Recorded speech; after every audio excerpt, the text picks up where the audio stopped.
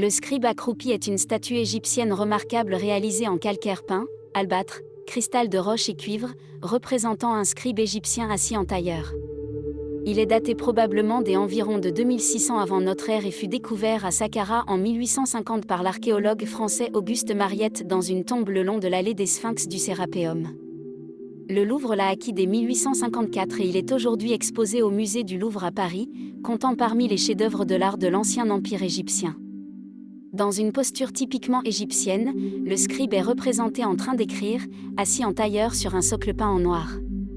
Il porte un pagne blanc simple et tenait autrefois un calame dans sa main droite, utilisé pour l'écriture, tandis qu'un papyrus partiellement déroulé est visible sur son pagne. Ses cheveux noirs courts sont finement détaillés, et ses oreilles sont détachées de la tête.